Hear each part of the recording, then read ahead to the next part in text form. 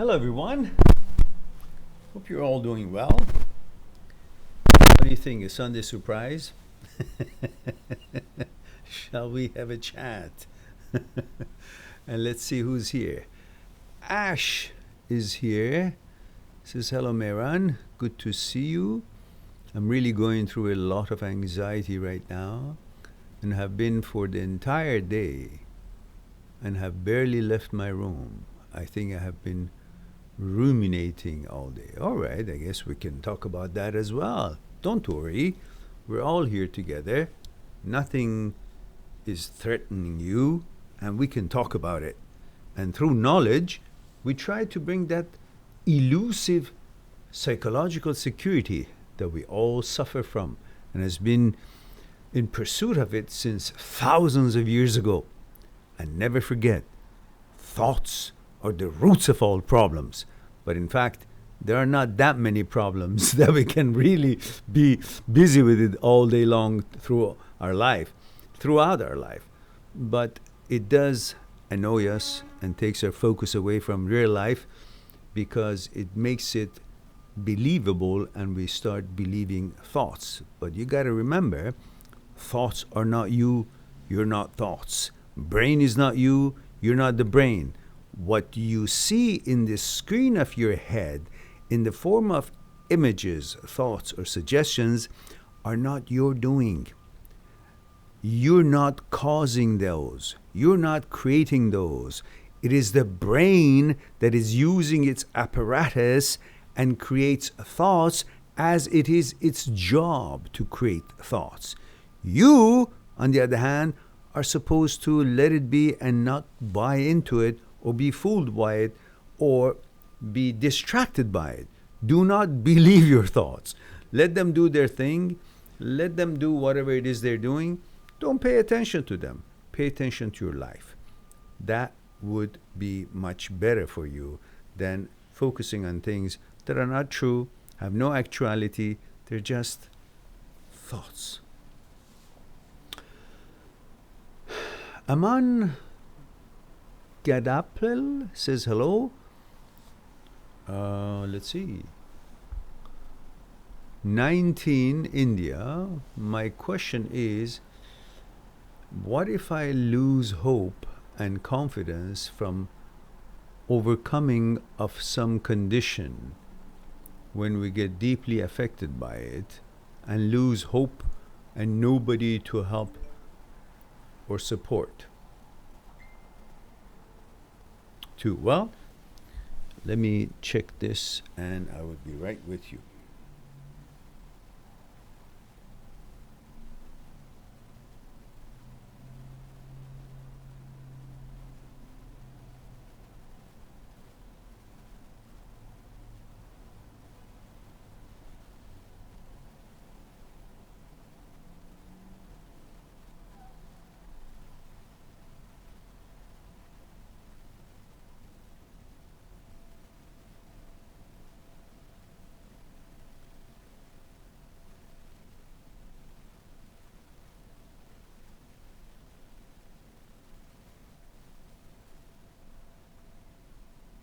Okay, sorry about that.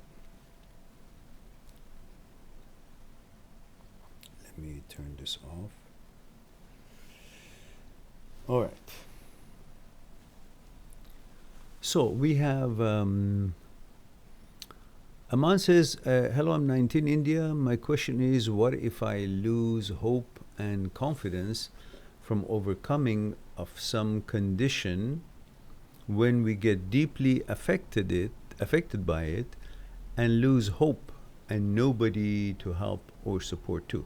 Well, first of all, what is that condition? Some physical ailment or that you recovered or affected you, or I don't know, you lost a finger or a leg or a hand or something of that sort? Or is it a mental challenge, or is it a breakup? It's ambiguous, Aman. But so therefore I can't do justice to it because I may be saying something, but the ailment or the loss of whatever it was could not have been done justice to it, because I could be talking about something that is irrelevant, and it could sound insensitive or too simplified. Maybe you can give me a general idea. And Ash, what about the protocol? Gender, age, and where you're tuning in from? I've seen your comments on the channel, but I never actually knew. Need a name or any information. Guys, it's very important for me to know how old you are and what gender you are. So at least I can properly address you when I'm responding to you, and at the same time know your age and see if you can be here or not. Because I don't want to infringe on your, guidelines or parental guidelines and guidances. So I would need to know. Not that if I think you guys are that young, but I still need to know. And Dina, or Diana, but it's Dina, I guess, says, hello, Meron. Hope you had a wonderful weekend. Thank you, dear. Weekend has been okay. Today has been not so busy, so I did some regular, homework or housework or my work, and cleaning up and preparing for, stuff that I need to make juices every day, so washing and cleaning and stuff. So it's been a typical weekend. Rolling on. Hello there. Says, hi, Meran. How are you? Male 34, Texas. And thank you for that. Ash says, and thank you, Rolling on. Hope you're doing well as well. I will just keep going through without completing my greetings. And then we have Excalibur. Hello, Excalibur. And Anthony. Hello, Anthony. And Old Dirty Dashers says, how do I stop the brain? Okay, we'll get there. Amon says, it's mental condition. All right, Amon. And Nova, it's a new name, says, hello, Meran, male 20, Florida. What if I start to believe my thoughts? What if I go and stand in front of a truck that is going by 80 miles per hour? I die. So why should I do that? That's not a fair question to ask yourself. Why should you? Why? This is why. This is how you feel if you do. You feel upset, you feel confused, you feel... It's like somebody takes away the flashlight from your hand when you're trying to negotiate through the jungle to find your way back home. Take the flashlight away and say, how do you feel if I take the flashlight? Well, I'll be lost. Totally. Because I don't know which end is up. Which way is north, south, east, west, what's my bearing, who I am, what I am, because there are 80, 90,000 thoughts a day that brain makes it. So you're going to believe in them rather than in the me, in you. So how are you going to navigate this life? How are you going to negotiate with this life? Confused all the time? Because brain doesn't have intelligence in the thoughts that it produces. The thoughts that it produces are like the residues in your biology, is like the residues of the food that you eat. Some turn into energy, mostly turn into energy, but then there are feces and residues that you got to get rid of. These intrusive thoughts and thoughts that happen 80, 90,000 a day, they're like the feces. Because the brain is functioning all day long, it produces, like any other machine that works and produces something, brain too produces something that is exhaust, feces, things that don't turn out to be used in actually producing something useful. So they got to be discarded. And intrusive thoughts, and these are 80, 90,000 thoughts a day, they need to be discarded. How do you discard them? Diss them. Don't pay attention to them. Not to go actually data hunt them and debate them and then believe them, let alone believing them. So, let me go back. I wanted to say hello, but I got caught in answering questions. So at least let me go through the priorities here that as they have come in.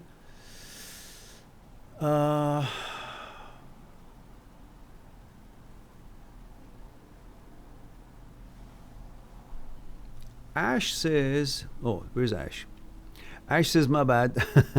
I'm male and 32 from the UK. Ah, hello, Ash. Good of you to be here. So let me go back to Ash.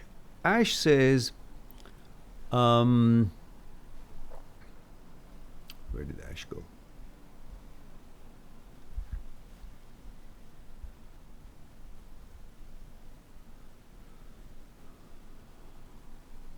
Ah, that's the one says I've been having anxiety for the entire day and haven't been able to leave my room. And he says, and trying to figure things out. That's the problem, Ash. I don't need to go any further. That's the problem. You're trying to figure things out. There are nothing to figure out. There is no answer to be had. You're looking for answers that there's no answer to be had.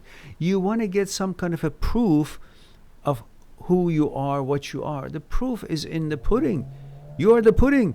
And the proof is the fact that you're born in a certain way and you cannot change.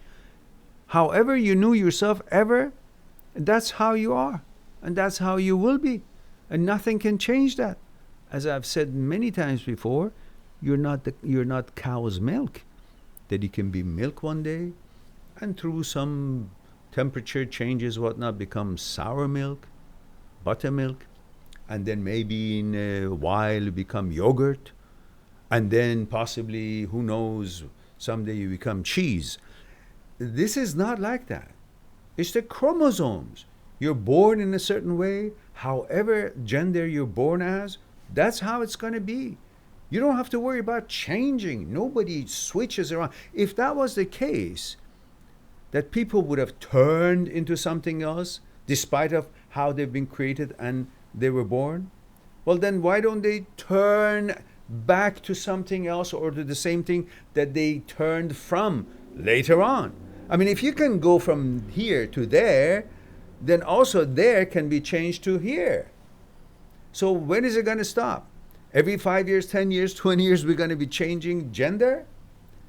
So if if this nonsense that somebody turned from one gender to another, if that was true, then it could have turned back from that to what it was, and then again turn to something else later on. So where is any notion of stability? Who would know what gender they are? That's not how how creation works. So that's one thing that you should be focusing on. And the other thing is that you simply do not need to figure anything out. There's nothing to figure out. There's a you, and that's how it's going to be, that as it has been. That's all. The rest of it is confusion of thoughts, malfunction of the signaling system of thoughts. That's all. And he said, and it feels like I'm becoming gay or accepting it, yet I'm still afraid of it. Accepting what? What if your thought would say that, would not be talking or trying to convince you that you are different gender? What if your thought would say that you are of different race? Let's say you're British, and your thoughts would say you're British, but you're originally coming from, I don't know, a different planet, or coming from a different country, or different race that you always thought you were. Or perhaps it suggests that you are a certain animal, like you are a tiger, or you're an elephant, or you're a cow, or you are whatever. What about that? Why is it that it's believable for you, it is logical for you to ever accept a suggestion from your brain about your gender, but when it comes to saying that you're a different nationality or different race, or simply from different planet, or an animal, you quickly put stop to, no, that cannot be possible. Oh, listen, it's the same same thing in any other suggestions. What's the difference?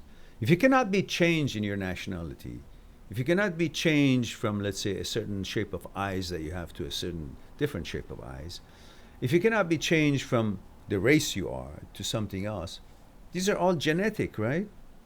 Same thing with your gender. It's genetic. You can't change. Now, whatever suggestion comes to your head, if you are a child, and I remember that we were warned when we were kids, because the environment that we were living in, there were lots of people who were meaning to, trick the little boys or girls and go and do something to them. So we were aware of making sure that we don't listen to people who suggest things and try to convince you. Well, there is no difference when the brain tries to suggest and convince you, because brain is also not you. Those people who were trying to pray and suggest to a child, to little kids, or to us schoolboys, they were from outside. They were not us, right? They were trying to make suggestions to convince you of something that you're not interested, and you're not that for you is wrong. Now, brain makes that kind of suggestions God knows how many times a day of different kinds. But because it's happening in your head, you kind of think that it must have any value. No, it doesn't. It's no different than somebody else suggesting something that you're not interested in. But why do you entertain just because your brain has suggested to it? Same idea. You were born and created in a certain way, and that's how it's going to be. Regardless of what your gender is, you cannot be threatened. No matter how and what gender you are, you could have intrusive thoughts and OCD thoughts. But you're not supposed to pay attention to it, because you got to believe in your creation, how things works. If that was the case, how come we don't see if this is something that is possible, then why is it that, I don't know, lions don't turn to be lioness or change their gender? And you don't see that in any other part of nature, that they flip-flop. 2 years this gender and 10 years the other gender. It just doesn't make sense, does it? So you have to focus on the fact that these are thoughts, and thoughts have no basis and no actuality. If you come into terms with that, then you wouldn't allow any anxiety to take place, and you would understand that these are just thoughts, and brain makes all kinds of nonsense. They're all irrelevant. Simple. And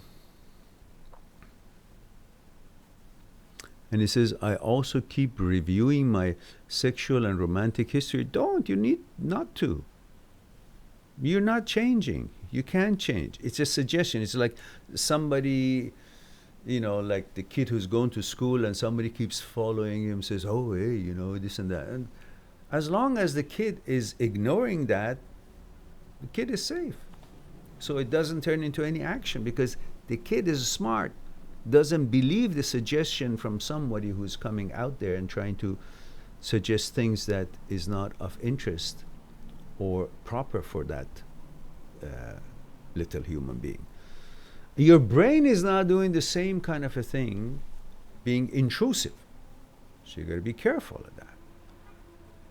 You don't listen to people making obscene suggestions to you, and you don't listen to the brain that makes obscene suggestions all day long. So, Excalibur says, my brother from another Persian mother, Mehran. Hello, Excalibur, how have you been? Says, looking fresh, I see. New Miss Dodbe or what? No, it's just me, myself, and myself.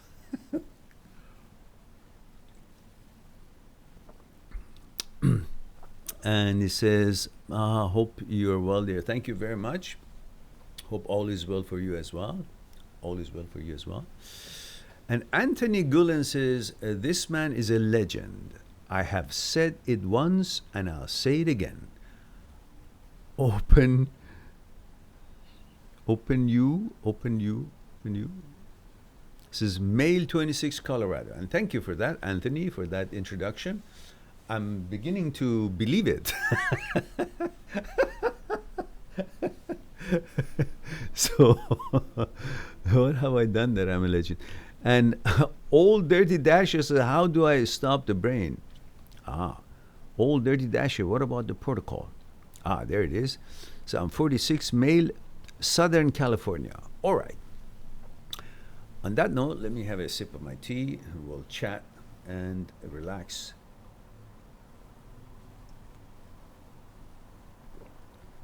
So, Anthony says, no, not Anthony, Old Dirty Dasher says, how do I stop the brain? Why do you want to stop the brain? It's like saying, how do I stop my heart?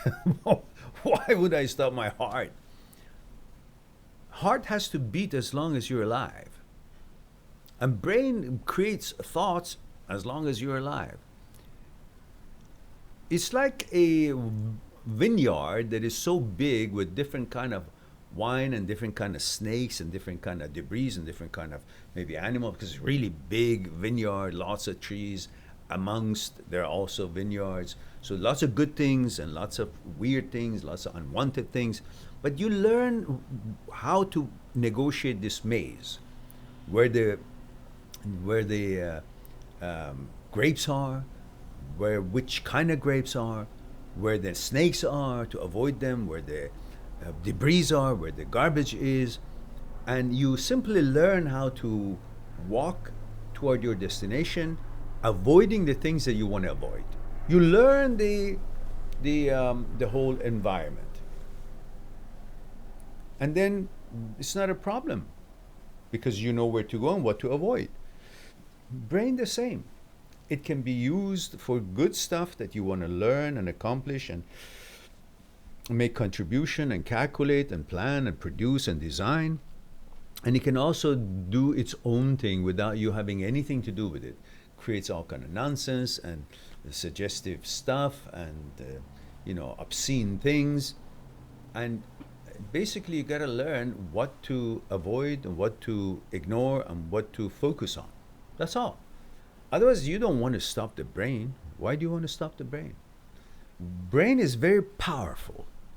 If you learn how to train it, how to use it, how to teach it, how to ignore it, then you have a very powerful tool that can help you to become successful in pretty much anything you want to, achieve in life. But if you don't train it, it will take you to gutters. Because it can go rogue, it can go crazy, it can do weird things. It is like if you're sitting on a very, very strong, smart horse. If you teach it and communicate well with it and understand how to manage it and train it, it will take you where you want to go, jumps over obstacles, and becomes a real good steed for you to take you to your destinations and help you to do what it is that you want to do. But if you don't, that strong horse, same strong horse, takes you to all kind of places that you never wanted to step foot there, and takes you to dangers and so on, because it doesn't have what your interest is in mind. It has its own things. Unless you train it and use it for your benefit, it will just do all kind of weird, crazy things. That's why education and training is very important in horses, in everything, and in the brain, or how we should be dealing with our brain. Most of us think that, it's a brain that it already knows, it's a smart place, it's the wisdom. It's not. Brain is no different than any apparatus. It's like a computer.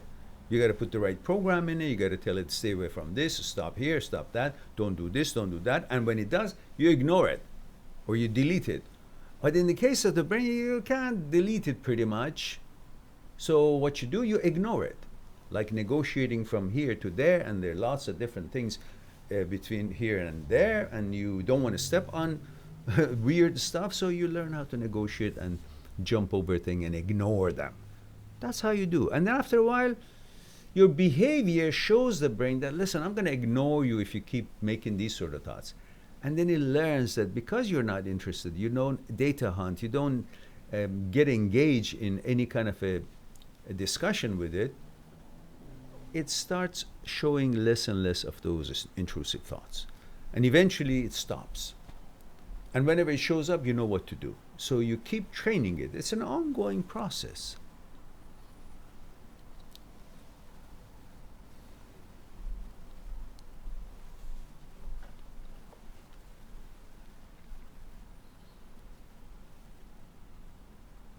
And Aman says it's mental condition. Yeah, so what? We all have mental conditions. You're not the only one. The people that you think they are supposedly okay, your question was, I'm 19 from India. My question is, what if we lose hope and confidence from overcoming of some condition when we get deeply affected by it and lose hope and nobody to help or support to? I see. Well, listen, you're not alone. You think you're the only one who has that kind of a problem? It's not true. Most of us in this world all have mental problems. It's just as common as a common cold. But the ones who actually recovered from the common cold until they fall into catching a cold again, they pretend like they never had a cold. Oh, really? You're sick? Oh, are you kidding? Oh, you have a cold? Oh, too bad. Well, I do this. I exercise. I take care of myself. You were sick just 2 weeks ago. And now you're pretending like you're Superman. And until they get influenza again, they say, oh, yeah, I'm sick and all that. And when they are sick, you may be feeling actually pretty good. So don't think that you're the only one that feels that when everybody else that look like they're smiling and they're having their clothes on, they're going to work, they don't have mental problems. They all have mental problems. But you just can't tell by looking at them. We all have mental problems one way or another, and sometimes more severe, sometimes not. But if you consult with your doctor and make sure that they check you out, and if there are any medication necessary, they will give you, or any advice necessary, they will help you out. These are things that you can do. Otherwise, there's no shame to it, and you shouldn't be losing hope. Why? Because hope is not something that it was given to you or you had found it before. Hope is in you. The fact that we want to survive, the fact that we want to do our best, the fact that we just simply deal with shit all day long, that means we are hopeful that this shit will go away. That we are hopeful. The hope comes from within you. You are the hope. You're not looking for it to come from anywhere. You make the hope. You're the creator of hope. You are the hope. You don't need hope to come from somewhere. You have it in you already, all the time. That's why you're asking this question, because you already have hope. You are the hope. Don't forget that. And figure out what it is that you got to do to make you feel better from your physicians and so on, and then train yourself and educate yourself, and with that knowledge, you can manage it. No need to think that, oh no, everybody else is just perfect, only me. No, nobody's perfect. We all have shit happening to us. So.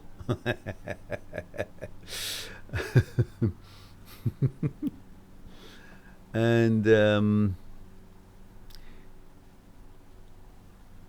Nova says, male 20, Florida. What if I start to believe? Okay, we talked about that.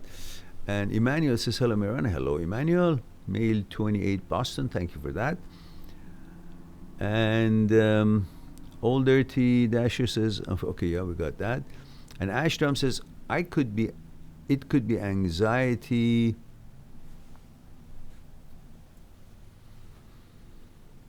Where is it? Okay, I lost it. Let's see where it is.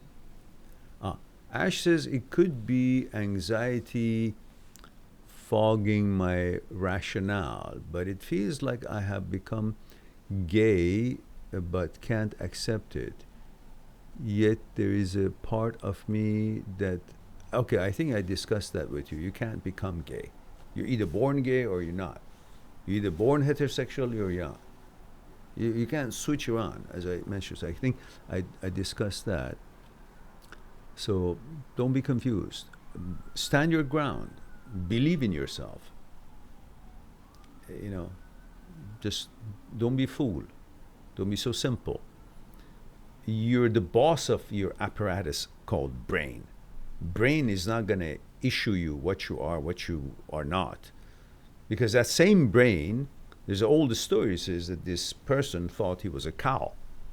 And he would go and sleep in the barn with the other cows, eat hay, and moo like a cow.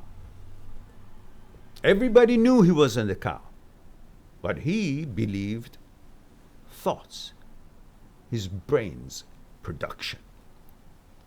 That was not his thought, it was the brain's thought that he believed because it happened in his head. And he thought, whatever shows up in my head must be me. Not true. Until the day that another cow, since he was mooing, started having some ritual of the, intimate relationship. And then he says, hey, I'm me. I'm not it. I'm me. I'm out of here. Suddenly it took that for him to,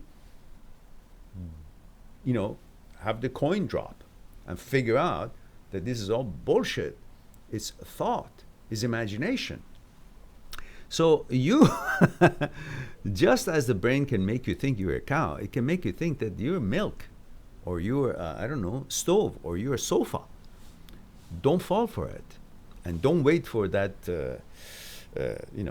wake-up call that he got in the stable until, he realizes, what am I doing?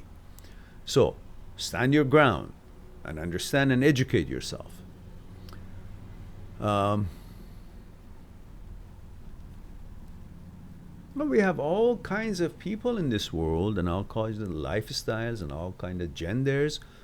But whatever gender you are born as, that's how it's going to be. It's not like, the universe and nature doesn't joke around to keep changing. If it changes this way, they got to change back again that way, then change again. And it just doesn't make sense. Chromosomes don't behave like that. All right.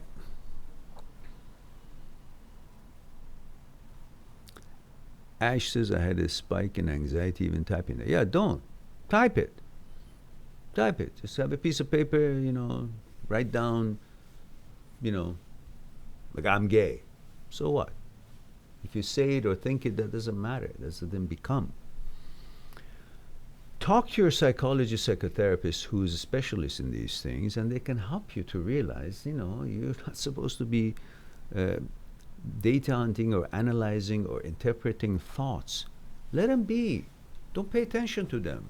Pay attention to what you are. You don't have to get assurance. Just the fact that you know it once and for all, that's enough. The rest of it is just, obscene, suggestive thoughts. That's all.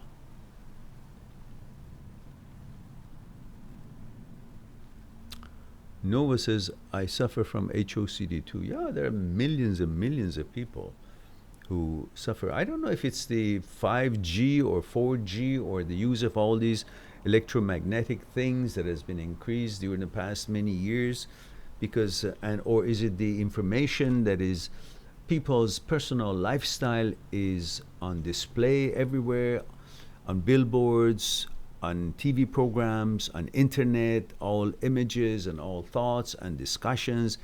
Too many information that is private and personal of other kinds of lifestyle is out there. So all this information gets into the memory, into the consciousness, because we become aware of all the information that is floating out there. And the brain's job is to use any information that it gets in there, somehow seeps into the memory, into the consciousness, to make thoughts of it. Brain doesn't have a gender, or doesn't think about what you're interested or not interested. It just makes thoughts.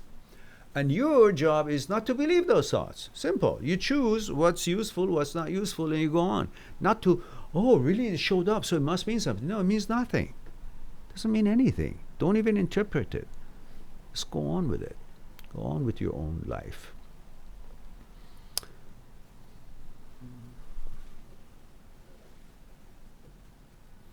Ash says not to hog the entire live chat, but I want to also add that this was all triggered by an event where I was on various mind-altering drugs, such as MDMA.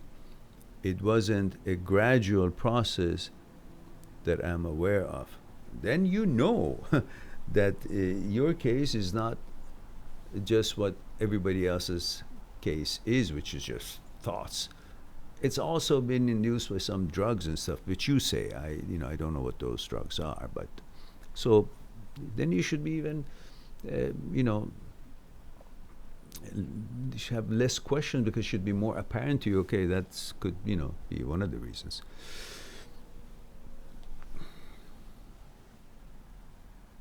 Nova says mine was caused because of this homosexual person at school who I think liked me. And he says, gross. Well, it's a world that you will encounter with different interests and lifestyles, but you are supposed to protect yourself from what you're not interested in.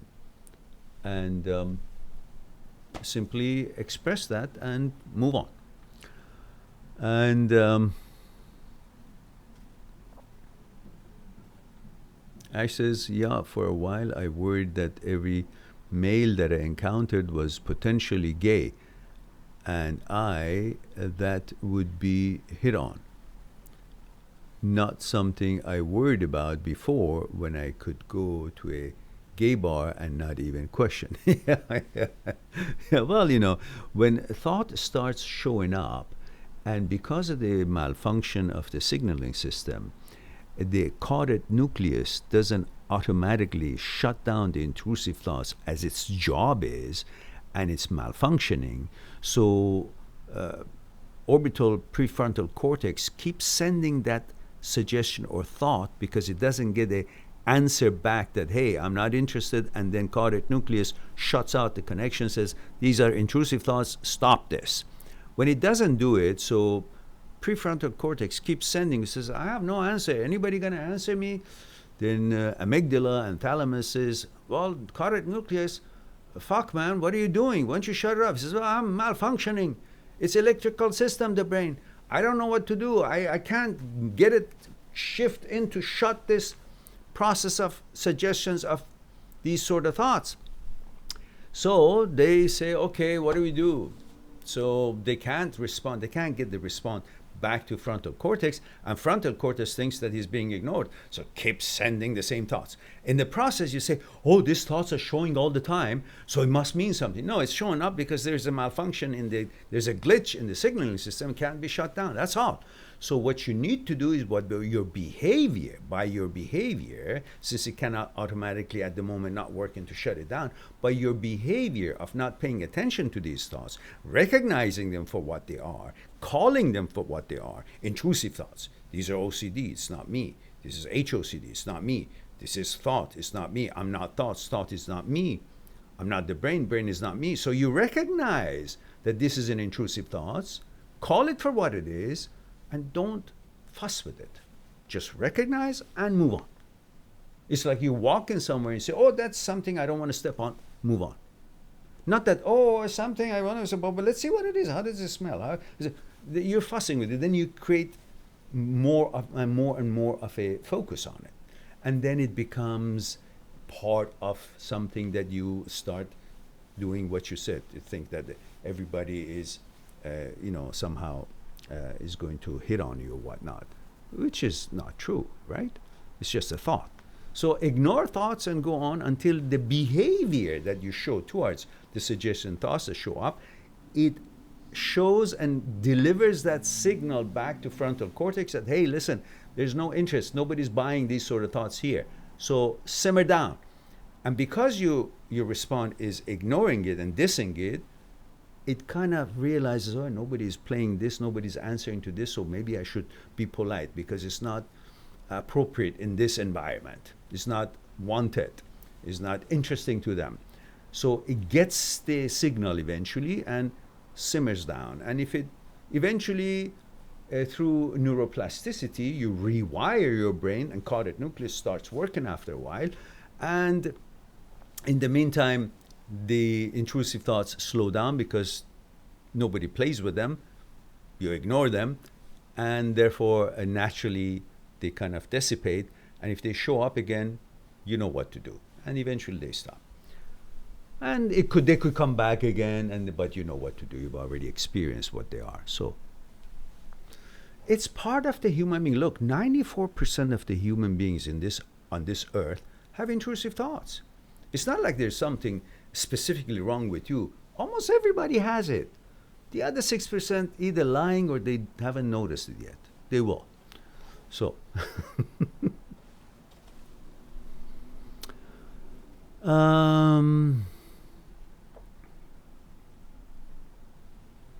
Ashstrom says, Mehran, thank you.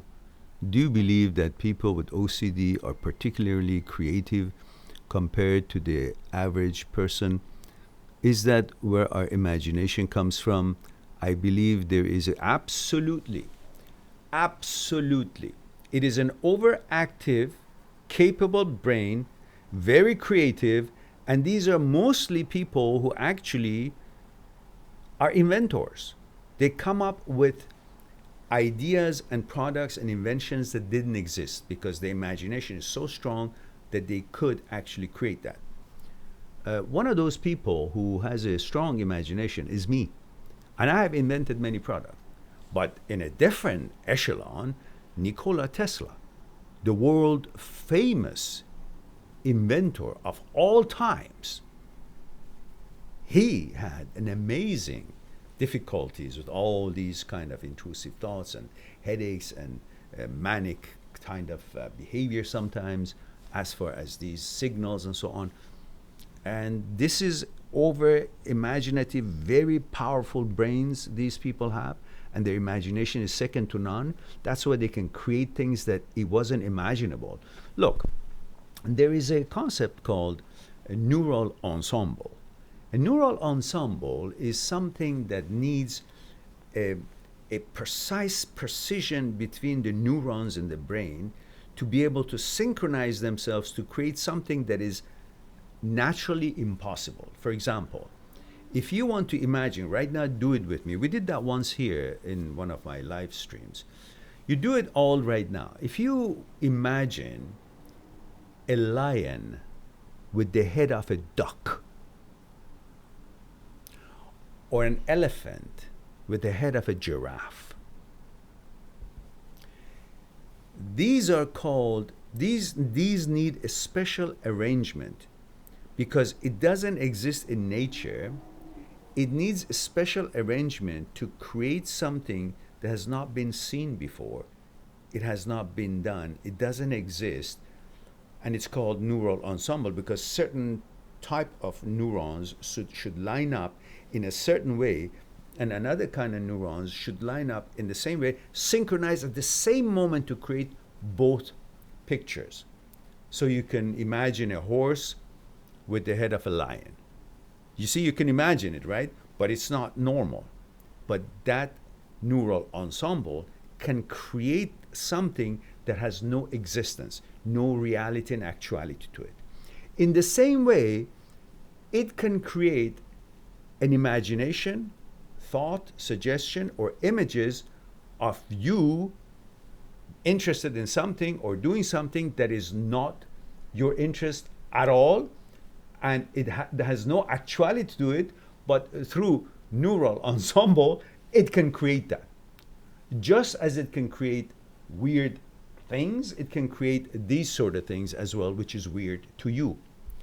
And something that could be weird to me or other people, it could be natural to other people. And what could be weird to them, it could be natural to us. So this is what happens in the brain, and this possibility and ability of neural ensemble just as it can create something that doesn't exist with the head of and body of two different animals, it can also create something that doesn't exist in you, which is being different than the gender you have been, you've always been, and you always will be, but creates something in your images and thoughts that is not of interest in you, and you cannot identify with it, but it can create it, because that's what the brain does. And especially when it's malfunctioning, it does all sort of weird things. So you got to know these things.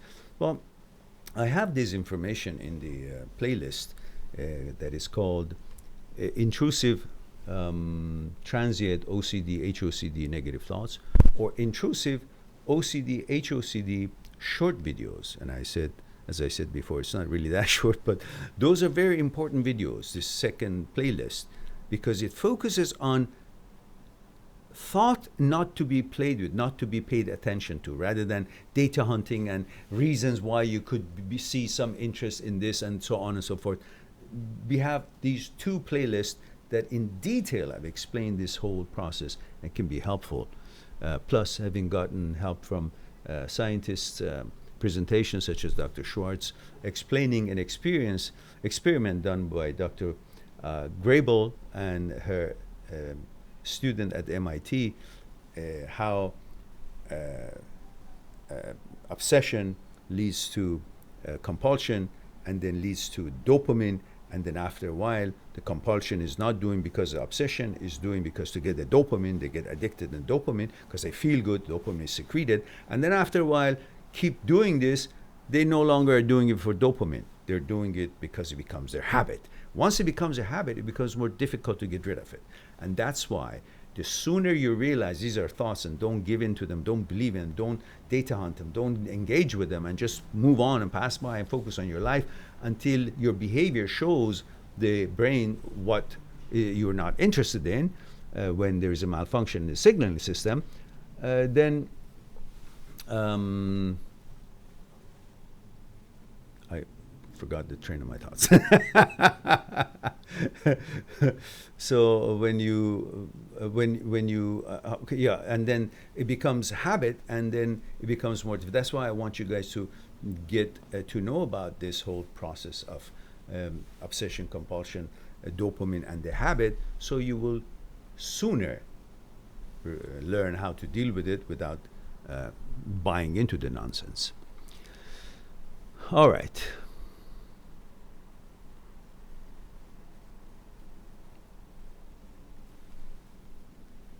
Yeah. The idea is don't try to come up with any reasons or interpretations and proving to yourself, and just leave it. Don't pay attention. Just understand that it's thought. If you watch my latest video that is called Intrusive Thoughts, Brain and You. Intrusive Thoughts, Brain and You. There is one that is 20 minutes, a better edited one, 20 minutes. It's a long version. There's another one, 7-8 minutes. It shows you which one of the thoughts is you and which ones that you think it's you is not. And that's perhaps an interesting video to watch. Ash says, I like your video on inferiority with HOCD. I have all those created, about maybe 30 videos in the Intrusive Transient OCD, HOCD Negative Thoughts that talks about inferiority, and if you feel like, your thought, it gives you a suggestion of kiss another guy, and what are the elements that process in the brain goes. But then the most important playlist is this new one that is not talking about necessary behavior and why the behavior and the association of these thoughts are with you and sex and all this and so forth. That's explained in the other playlist. But the other playlist, the newer one, is talking about the roots of it, which is thoughts. And that's very interesting. Intrusive OCD, HOCD short videos. And again, they're not that short, but there are short ones in there as well. And he says, I have noticed that too, but couldn't explain it. Before HOCD, I had a healthy self-esteem and didn't see myself as inferior to anybody. Yeah, and you're not. It's a thought that makes you think you're inferior. because it interprets. And because you go after interpretation of it and to find an answer, it takes you to different tangents and rabbit holes. So just don't give a shit. Just rely on science. That's simply as that. Mariana says, and Ash says, lastly, I'll say I agree entirely with everything you're saying, and I have stood my grounds for 3 years, but a lack of libido or attraction right now is what is holding me back, I believe. Well, how do you expect to have your libido working when you're swimming in a pool or ocean and there's an alligator right off your ass? It's about to bite you. You won't be having an erection or interest in anything, let alone what you've always been interested in. Nothing. You'll be interested only to escape. And that's what you're doing. You're in the panic and anxiety mode, and in that mode, you won't get erection. But once you realize these are all bullshit, smokescreen, garbage, nonsense, irrelevant to you, that your gender cannot change. And if you watch my other video that perhaps I'm going to put it up here, that discusses something very reasonable and easy, you will understand that you're just bothering yourself for nothing. And let me just find that here, and I'll put that here for you. There it is. So I want you to watch this if you haven't. It's called, what is it called? It's called You Are and Shall Always Be What You Have Always Been. That's a 3-part series. This is a part 3, but there are 2 other parts that you can go and watch it from the beginning. But this is the short part of it, which may just actually give you a kick in the butt to see what you actually should be focusing on. And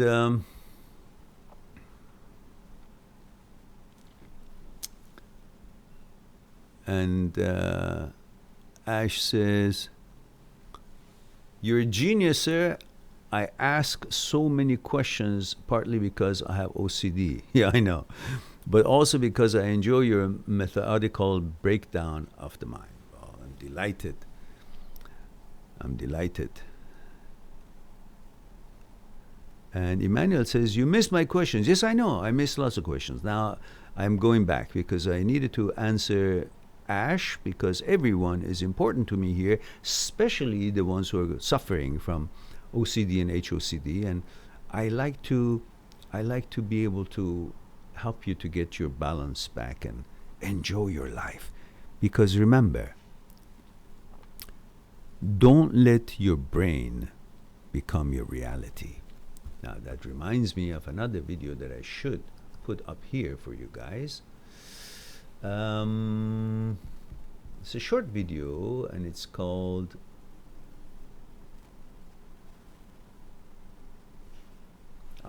there it is. I want you to guys watch this. This is okay, that's one of them, but it's not the one I was looking for. But I want you guys to watch this as well. Please do.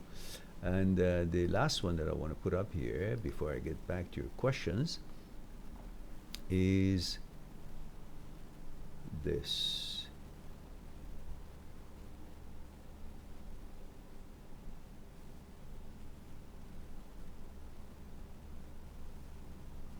There it is.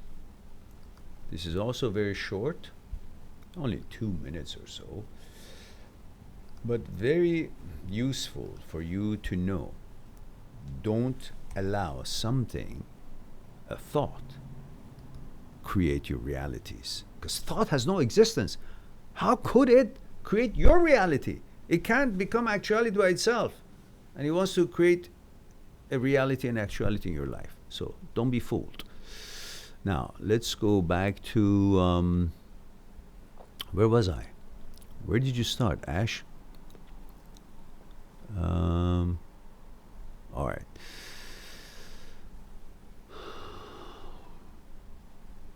Nova, Emmanuel said hello, Boston, and Old Dirty Dasher says, I'm 46, male, Southern California. Oh, I see. We discussed that, didn't we? And Emmanuel says, I have been single for 2 years, and I'm afraid that by the time I find another girl, I may be too desperate to have her as my girlfriend, thus allowing another mistake for not being careful enough. Well, the fact that you already know this and you're aware of it is going to help you. Because it's not like you find this up after you chose your girlfriend because you were desperate and you chose a girlfriend, and then later on you're thinking about what you just said here.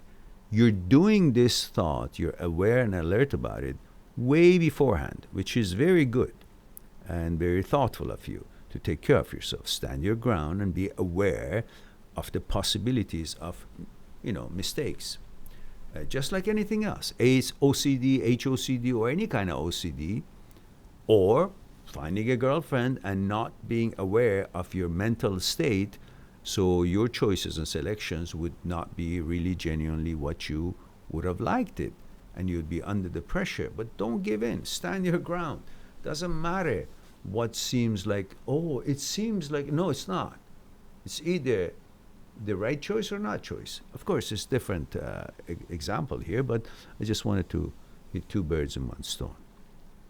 Politically incorrect, because that's cruelty to birds if I use that kind of a hit two birds with stone. It should not even be, it's funny. Certain simple things that we used as a, example or something to say or communicate for hundreds of years, suddenly we can't even say it anymore.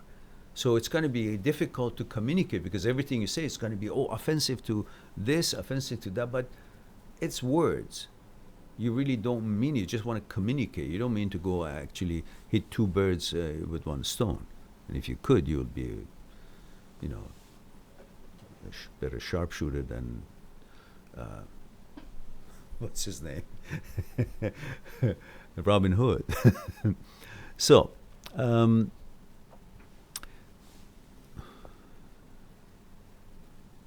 right.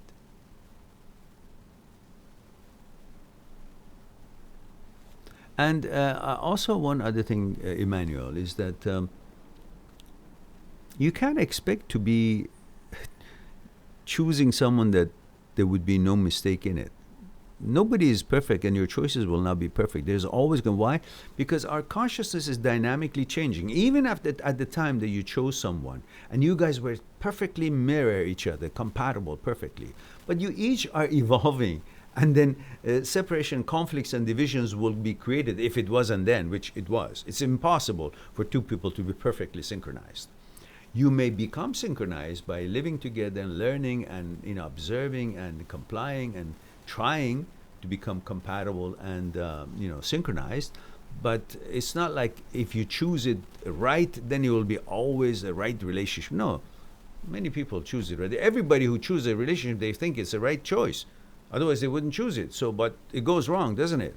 So you can't really count it. So in other words, if it's good enough, take the risk, because there is no sure thing anyhow. No matter what you and how you choose, it still can go wrong. So. All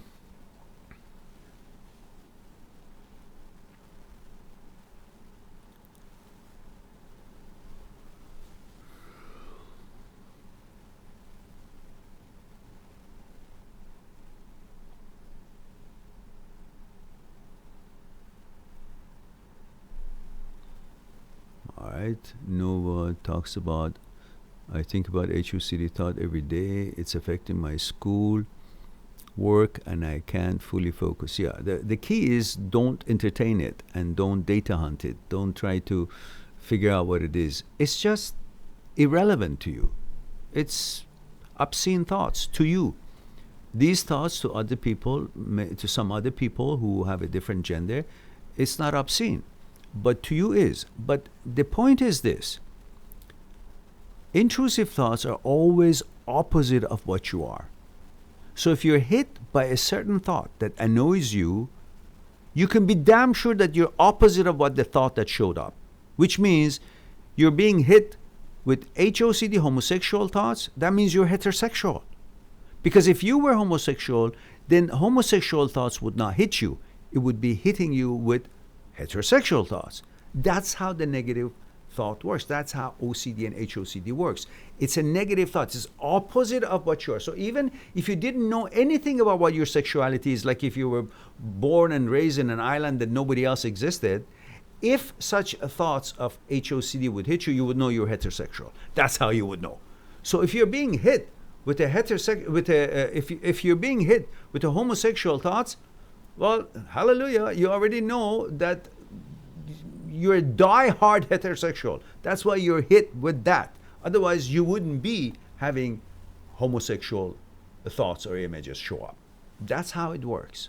Simple. And if you ask a homosexual man or woman, if they have an HOCD, if they have a OCD, you will see that they say they're being hit with opposite of what their gender is. They're being hit with heterosexual thoughts. So it's always the opposite. So if you're being hit with that thought, you can be damn sure that you've always been who you've been, and you always are, and you always will be who you've always been.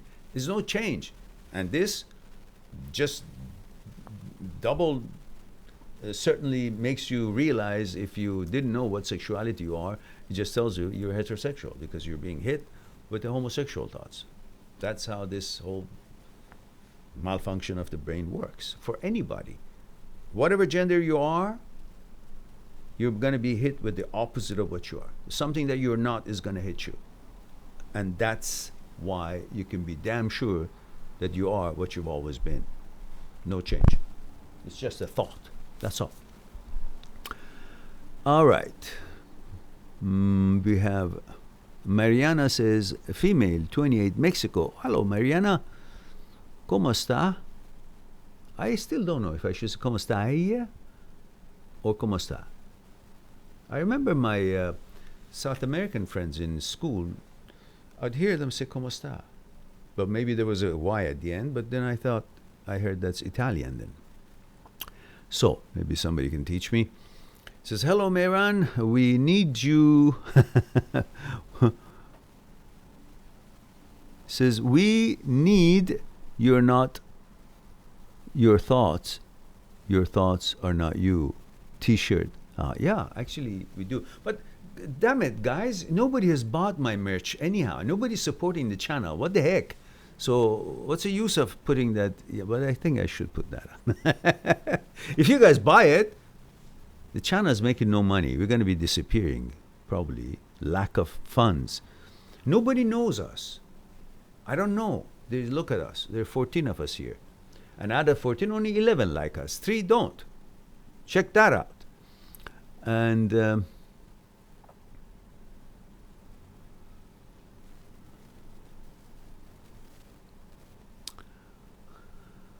Aman Gatpal says,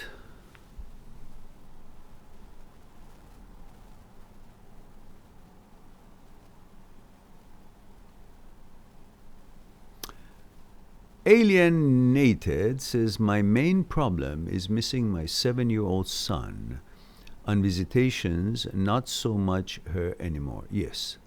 And you got to do something about it. You got to talk to her and say, listen, the child hasn't done anything that should be punished for. You and I should be punished. And our punishment is that we can't be together. And that's, we're going to manage. But we got to make sure that the child comes first and the child feels secure and loved by knowing that the mom is there and dad is there. And nobody's going to replace them. And you shouldn't bring a guy in front of him or her. And I shouldn't bring a woman in front of him or her. So he or she, our child, would always know that there is one mother and there is one father, and they are going to be there for him or her. And if she doesn't listen friendly, with care and kindness and compassion, then you might have to go to the law and make sure that this joint custody takes place, and then hopefully she will exercise good judgment for the sake of the child. Child needs psychological security, and only you guys can create that by your behavior and how you treat the child. So make her understand, help her to understand that. And Waveman says, what are your thoughts about recovering and cleaning from past sins? Well, I really don't know what those that you call sins are, and to whose belief they are sins, because it, it's like some food that you like and somebody else says, I hate that food, but you love that food. So it may not be, what are you going to call that food? Is it bad? Is it poison? Is it hateful? Is it good? Is it nutrition? So that, what you call sin, in some cultures could be a sin, in some other culture could be a normal thing. So it's not supposed to mean, when you express your interest or your disinterest in something, it's not supposed to be aimed to put the concept down or before it. It just means that for you, that is not something that is wanted or acceptable or interesting. It's like when we talk about heterosexuals who are being hit with homosexual thoughts, and that is intrusive to them. Well, that is not supposed to be disrespectful to any other gender, because other genders have the thought of heterosexuality could be intrusive to them. So we're discussing the topic and the concept, not necessarily trying to what we are saying is not supposed to be demeaning to another gender, because it's about science and about the psyche, and it's the same for the other genders versus certain thoughts. And the same thing here. When you say sins, well, it may seem sin according to your culture and the rules of your religion, but it may not be sin. For example, in some religions, maybe drinking wine is a sin, but in other religions, wine drinking is not a sin, maybe. Or some other stuff like this. So I'm really not quite sure specifically. Maybe you can help me out to understand. And Jay Vancer says, male 24 from Mexico, or maybe it's Halvancer or Hivancer, Javiancer. I'm sorry, I don't know how to pronounce it. I hope I didn't butcher the name. And I call it Jay. Jay says, my girlfriend of 5 years left me a month ago. She left me for a woman. She was never able to tell me that she no longer loved me. She said that she needed to explore here her feelings because you live once. Really? Yeah, we live once, but we're not supposed to be doing all kind of things that necessarily not us. If she happens to be a lesbian, that's understandable. That's her gender. But just for the sake of trying it, I think that's unreasonable. And that is simply irresponsible. So if that's the case, why don't you try everything then? You can try cocaine, you can try this, you can jump off the cliff without a parachute. I mean, you only live once. Why don't you try all of this? It has to be reasonability. You can't just claim that, oh, I live once, so I want to try everything. Well, okay, then you're the one who's going to see the consequences. But I guess it's kind of maybe safe for women who want to try a relationship when they are not homosexual and they want to try the relationship with another woman. There is really pretty much nothing put on the line. But men can't be so liberal with those sort of unnecessary experiments, because there are going to be some certain repercussions that it's not going to be welcome. It's like the story of the omelette, ham omelette. You know, the difference between involved and committed. The hen, the chicken, in the ham omelet is involved because he gave the egg. But the pig, the ham, is committed. He had to be killed to make that omelet happen, to make that thing happen. Same thing. When women want to try something like that with another woman, well, they try it.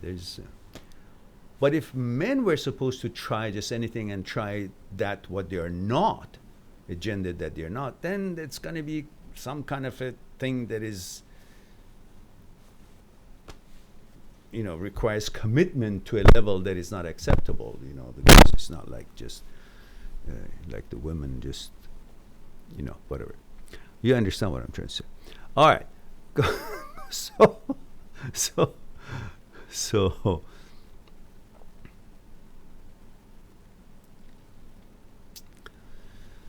and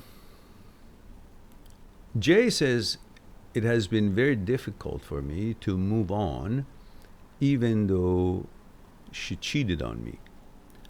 I think because she did it out of curiosity about her sexuality, the memories are the most difficult. Well, there's so much discussion, and this topic of sexuality is being played it as a joke and is discussed as if it's a pastime of a entertainment, to the point that supposedly people are being encouraged to try this, try that.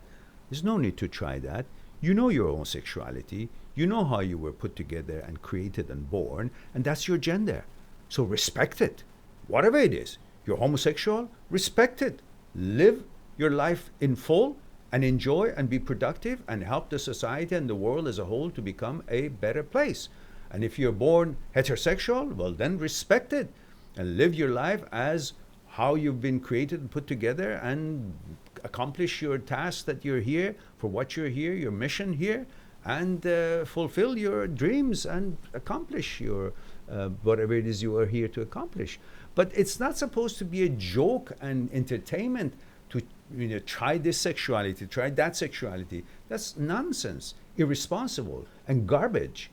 And what happened to the appropriate behavior of the mankind on earth to respect who they are, whatever their gender is? We're all equal, and we should be judged based on what our contribution to the society is and how we affect positively the communities, societies, and world as a whole in general, and what kind of role model we are to the children and to the others, rather than becoming irresponsible and try to do this, do that, just because I want to try. Why? Then what happened to the stability of things? How can you build on something that is not stable and just wishy-washy, flopping up and down like this? Today I want to be this, tomorrow I want to be that. You're made in a certain way, respect it, love it, and embrace it. But don't keep flip-flop just because you want to try. I don't care if you're a man or woman or whatever it is, you're supposed to have certain kind of a stability that you represent in this world, because the world needs every one of us. We're all part of the whole pieces, fragments of this jigsaw puzzle to make this world work. And it can only work if there is stability, and stability comes from you respecting who you are, whatever your gender is. We're all equal, but respect it. Don't keep trying, I want to try this, I want to try this, What, today you're going to be, I don't know, one nationality, tomorrow another nationality, tomorrow you're going to be this color and then next color, or you're going to change your religion 5 million times. Same thing. Why would you change your sexuality? It's not a joke.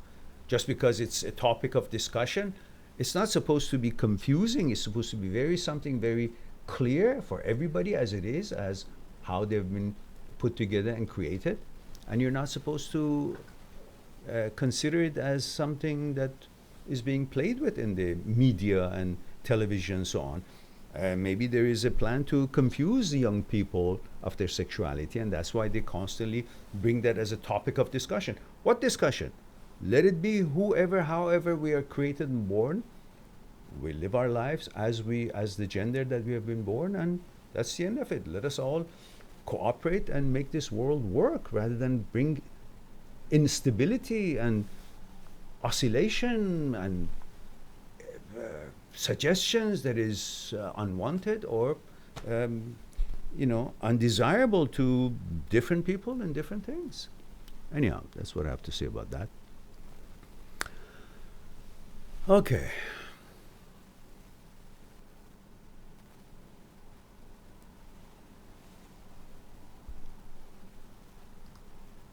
All right, I think we have discussed that. Alienated.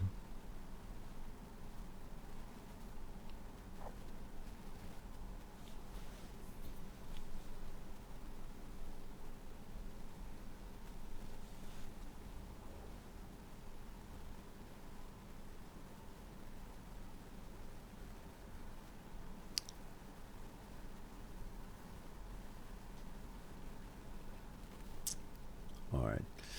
And Atif says, male 38, New York City. Good to see you, sir. Good to see you too, Atif. Thank you for that. And Art says, hello. Hello, Art. Juanpa says, male 24, Costa Rica. Pura vida, meram. Pura vida, Juanpa.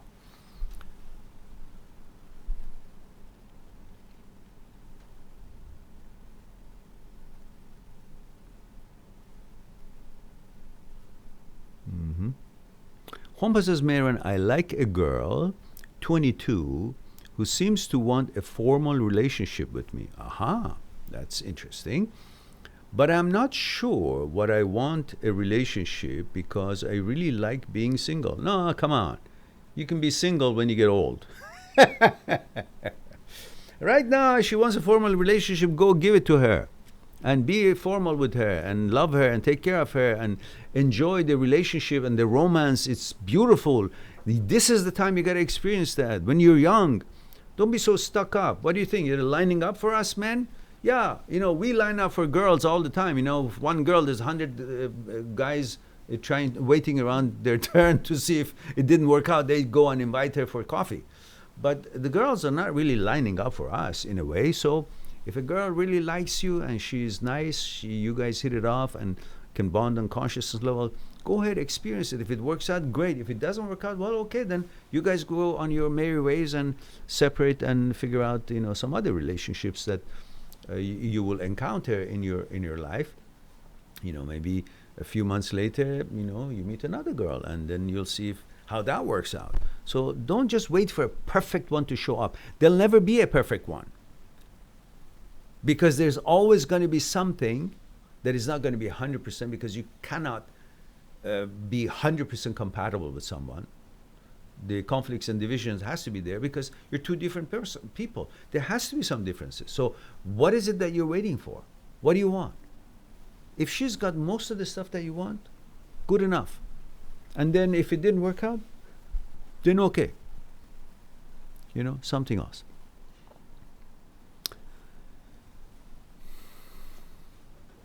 And Juanpa says, sometimes with her, but not in a serious way. Am I being selfish? No, you're being just a little bit too cautious. Don't. There's no need for that. Do you have any advice? Yeah, I just gave it to you. Juanpa, as I was reading it. All right.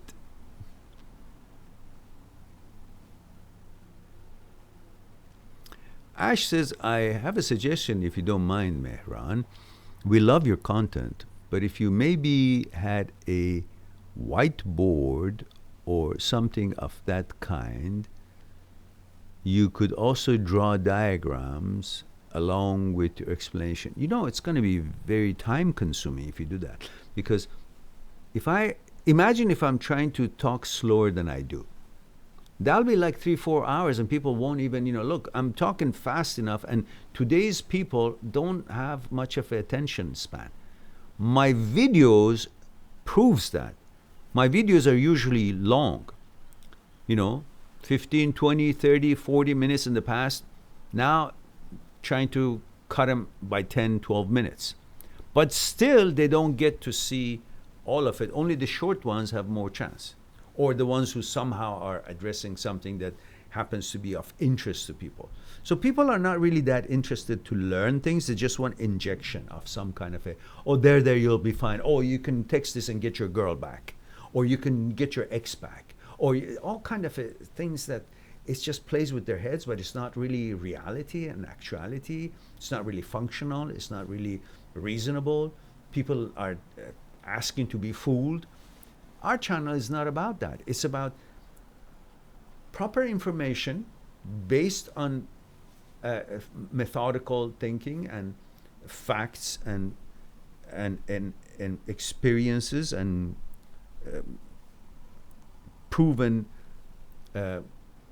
facts. When you work them inwardly in yourself, you can see it works. It's really how it is. So it'll be too long for them. I think. I know you may be interested because you want more of a detailed oriented, but we already have a hard time to be present in YouTube, let alone if we become a little bit more elaborate. I don't know. Maybe it will work. Maybe I'm just lazy. I don't know.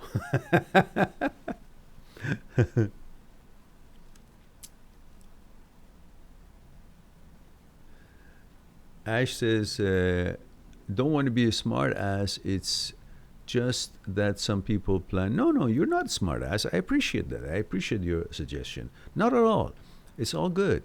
As well as audibility. I think a lot of people would enjoy that, but I know you like to chill with a cup of tea. Most of them. Yeah, because you know what? Imagine if I'm standing here for 2 hours and turn around and draw things, not that good of a draw anyhow. Shut up, Ash. Don't give me more homework to do. It's good enough.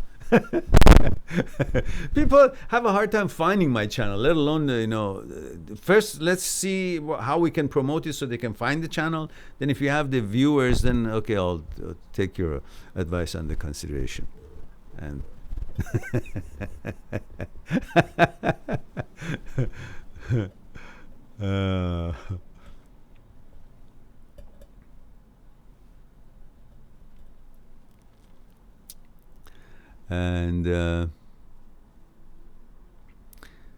Ash saying to Juanpa, do you think maybe you're afraid of commitment? Yeah, it's true. But if you're afraid now, you'll always be afraid. So you better commit now.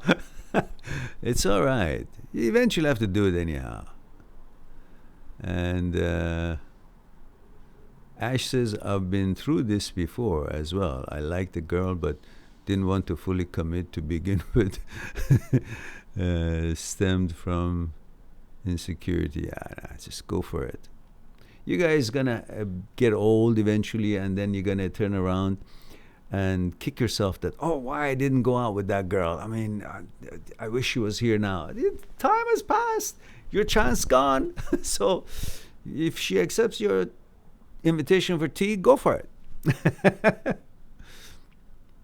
All right. Ash and Juanpa is talking. All right. Atif says, male 38 in New York City. Lately, I've been thinking I just want a child in the near future, but not necessarily a wife. Uh-oh. No. There are things that you cannot do that a woman can do when you have a child. Don't underestimate the influence, power, capabilities of a woman when you have a child. The child needs her mom, and the child needs his or her dad. But you can't say, I want a child, but don't want a wife. What the hell is that? What's the concept of family? How is that child going to grow? Is going to think about what other kids have. There's enough problem when people have children and they get divorced and the children have to adopt, and with all kinds of things in this world, they need both parents in order to protect, teach, and be role model and show what it is to interact with each other. The father shows by his behavior towards the mother that the child will see and learn how interaction between man and woman is. And the mother, with her behavior, shows to the son or to the daughter how interaction in a family is. So don't think about yourselves and what works for you. It's a learning curve for the mother, for the father, and for the children. That's why the unit of family is so important. Don't fuck it up like that. We're not snakes to fucking give birth and then move on and then have the snake become a snake. No. Even animals take care of their children, both of them. Of course, not that much, but we are not animals. So, so no, think that through. You want to have children, the mom, you better make sure you can handle a family and its challenges, and then, try not to get divorced at least until the children are old enough, 17, 18 years old, at least, if not older, before you guys go nuts and get divorced or something. It's a responsibility. You can't just fucking make children and then say, okay, now I want to go and play. No. If you want to be a father or if you want to be a mother, you better accept and take the role. It's not a theater. Become that father and be proud of it. And be the best father you can be. Or if you want to be a mother, become that mother. Be proud of it. Be the best mother you can be. And dedicate to the children. If you didn't have children, you get, together and then you want to separate, go ahead. But once you decide to have children, you better think it through, both of you. And then when you have children, stick with it. It's not a fucking playground or the, fun fair or fun city to just go, let's try have a children because I'm horny tonight. Or I really love you. But then a problem happens, I want a divorce. And she wants another guy and he wants another girl. What do you think, the changing of it? The responsibilities, duties, and the whole role is going to be the same. So if you can't make it with this one, you can't make it another one. And if you do, something was wrong with yourself. So, don't play with that concept. That concept should be sacred. You want to be a father, be a father.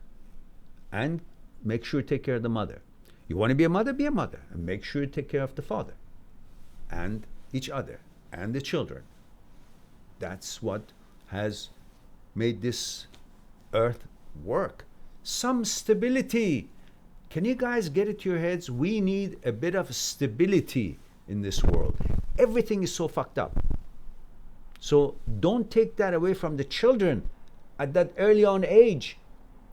The older generation were lucky enough to have at least certain kind of rules and regulations and commitments between mother and father that they stayed together until they were old enough at least. Nowadays, people get married and have children, and then child is 1 or 2 or 3 years old and they want to go somewhere else. What the fuck is that?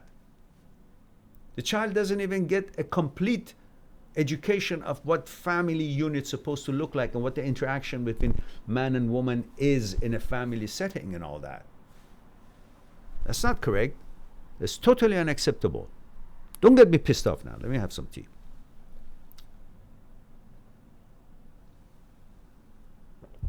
Everything has turned into a joke. All right. Who said that? Atif. You're on my shit list today. No, I'm sure you're just contemplating. But think it through. Think it through, because this is a big responsibility. And if you really love your child, then you want the best for him. And best for him or her is when the child has you and the mother both around him or her. That's psychological security for them. And believe me, when you're a child, that's the only time they will really get as close as possibly could be getting close to psychological security. Because the rest of the life, none of us can see it.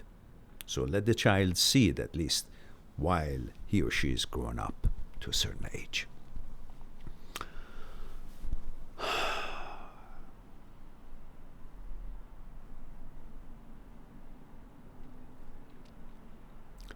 Roman Prochazka or Prochazka. I'm not sure. Am I butchering the name, Roman?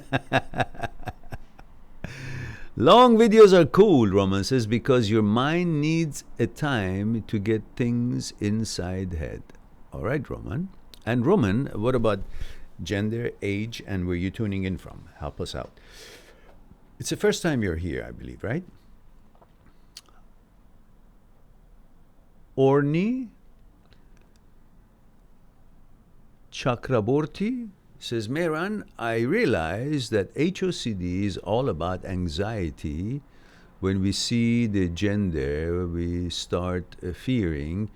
We mistake attraction instead of anxiety. Yeah, it's just anxiety because of the many interpretation and association, because everything in this life has a sexual connotation. Even the man's body have been used as a advertising on billboards and glorifying muscles, and everything has sexual connotations. Even a bicycle, if it's shiny and smooth, can have a sexual connotation. A statue smooth made out of a bronze or steel or marble, whether it's a man's body or woman's body, has a sexual connotation. So all these in the brain, having received all kinds of information and lifestyles and discussions and topics on the mediums of different kind, will interpret that and make thoughts out of it, sexual thoughts, all kinds of intrusive thoughts, depending on what your gender is. It makes it, but that's because everything has connection to sex somehow. And I've explained it in the other videos that when you see a man's body, you think about your own muscle, you train it because you want to have sex with women if you're a heterosexual male. And then you see that muscle on that guy, and you see, well, that guy is probably, that muscle represents what you have here, that you train it for sex with women. Therefore, that muscle also has association with sex with women because that's how you connect them. And then you make a mistake, you think, oh, you reacted sexually, but you reacted to the connotation and the association of sex between the muscle and sex with women, because it comes to your muscle and your muscle is for sex with women, but then that reaction is for that. Instead, you make a mistake, you think you had a reaction to another male, which was in the billboard, or you saw a muscle or whatever. These are all how the brain goes into rabbit holes, and that's why you should not even go after it. You should recognize, I'm not interested in that, that's intrusive thoughts, and go on. Don't data hunt it, try interpret it or any kind. I've explained in the videos if you want to once hear it and figure it out and then stop data hunting it or interpreting of any kind, you can do that, but then don't entertain it that way. Interact with it that way. Don't. Just understand it's intrusive and let it be.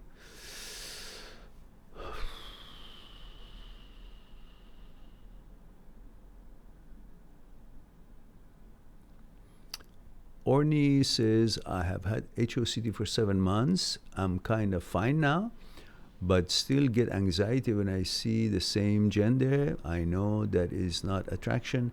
How so I get rid of the anxiety now? Don't need to get rid of it. Just understand that anxiety is thought-based and fear-based. And because it comes from a thought that you misunderstood or you actually entertained it instead of just dissing it and ignoring it, and therefore it has created a certain kind of a meaning, and now you're connected, you think that meaning has any credibility, and you constantly associate that with that. Just say, oh, it's a nasty thought, I don't like it, that's it, move on. And eventually they will show up less and less because you're not entertaining the thought and you're not you're not falling for it.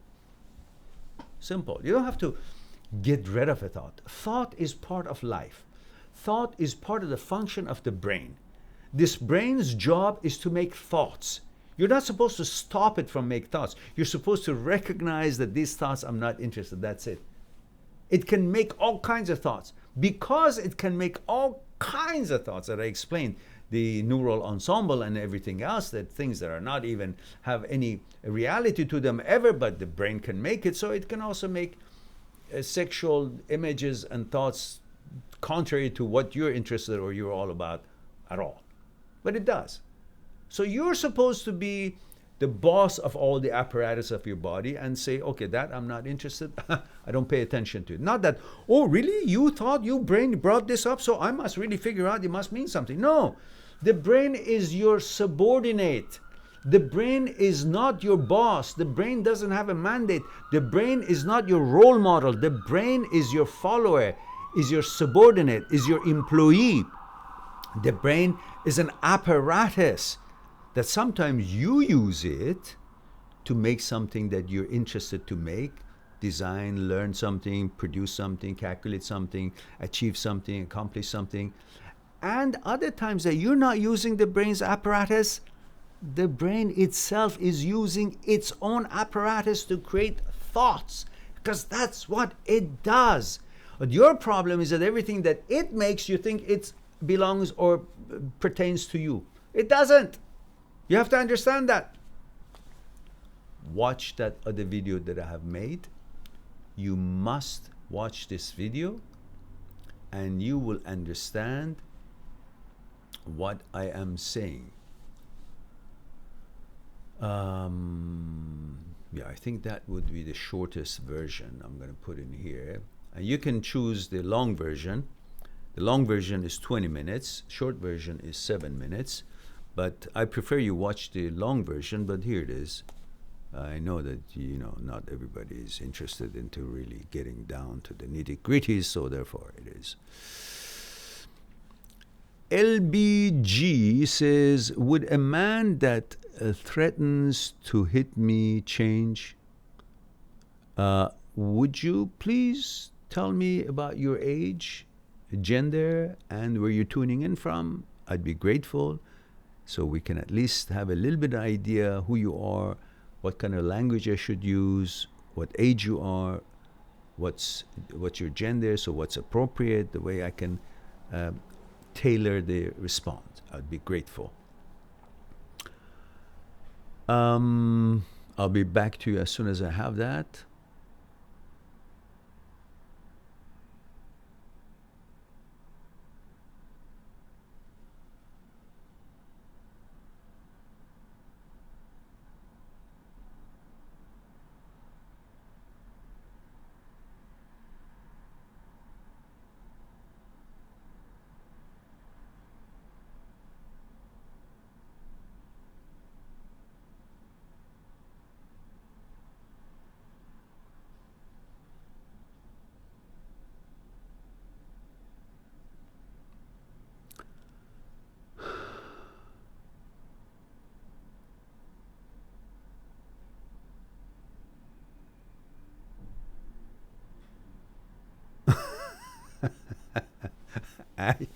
Ash says, Mary is going to need another cup of tea for your comment, LB.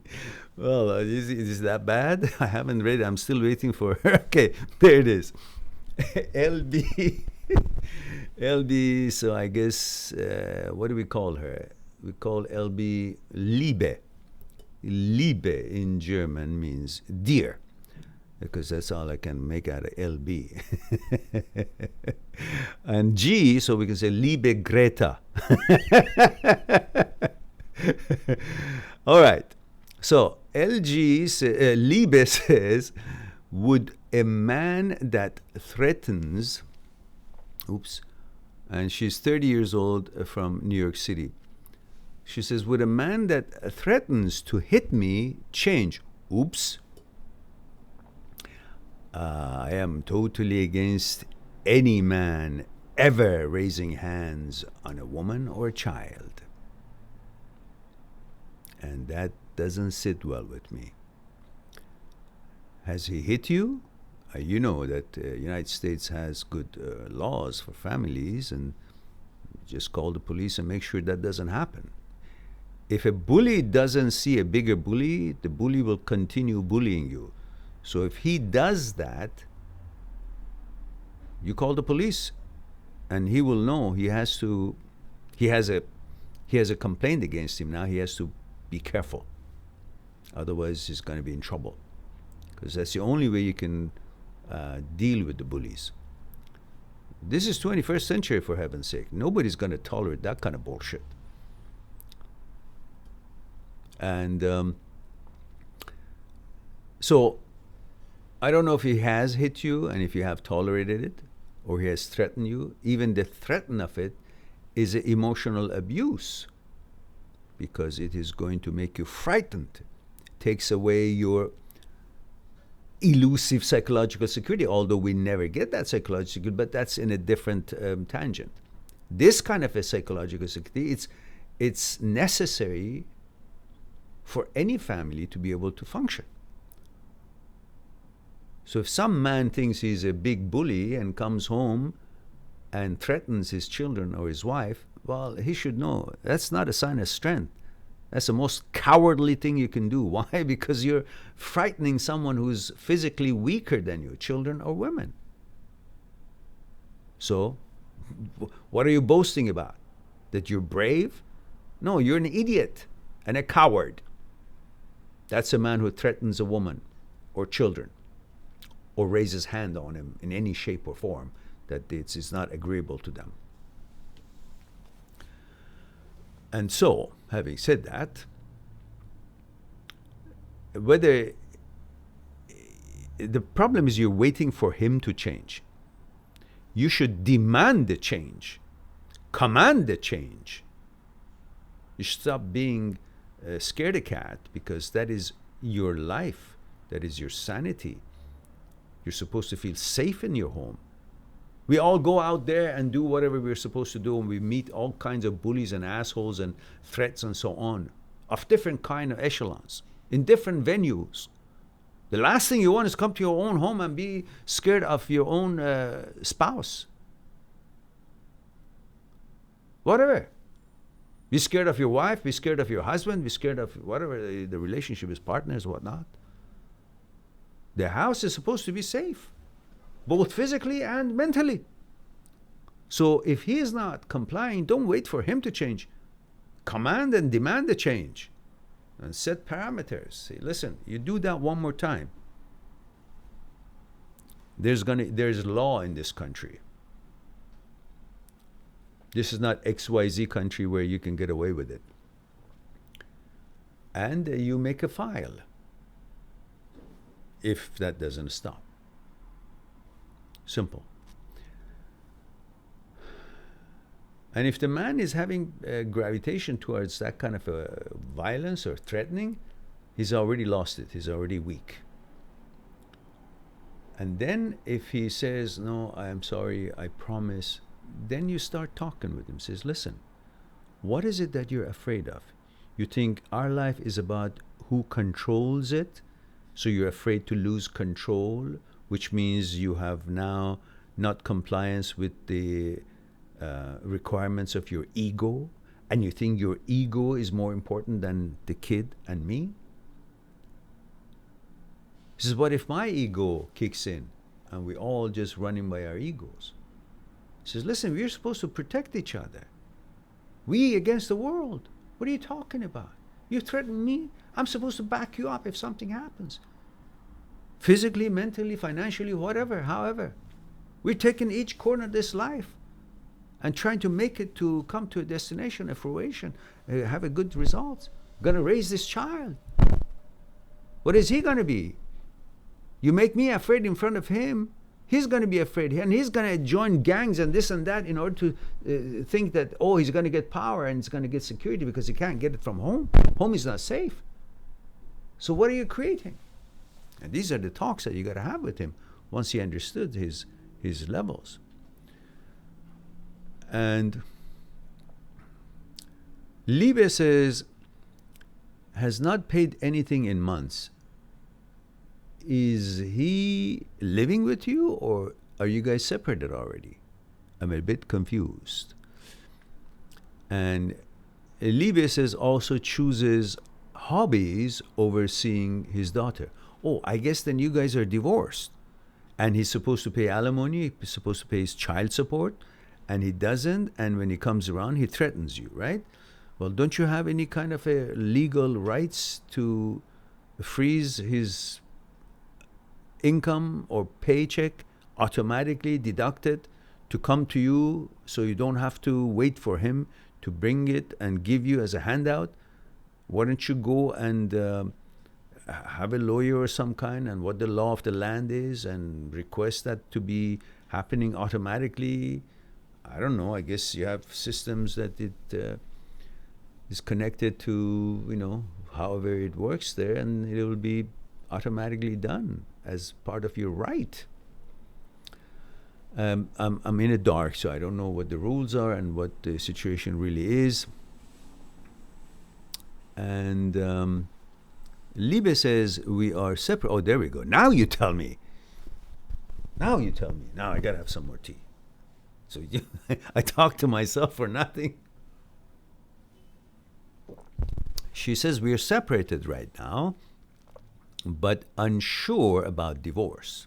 Well, if you were unsure, the list already made you sure. If he keeps threatening you, why would you, you just come out of a hole and you're gonna fall into the well? You are separated, so you're one step out of the hole, and now you want to put another step much deeper in, unless you have assurances. You got to see if he's behaving properly, if he stands on his words, if he's going to protect you. So the whole idea of marriage is to protect each other. Especially that's how it was in the old times. A man asks a woman to marry, that means he's going to protect her, not to threaten her. Jesus, what's going on? What kind of world we live in now? We are separated right now, but unsure about divorce. His behavior shows me he doesn't make myself and his daughter a priority. I hear you. Well, I don't know what your economic situation is. I don't know what your education or your expertise are. I don't know if you have a job or not. These are all important to make such decisions, Liebe.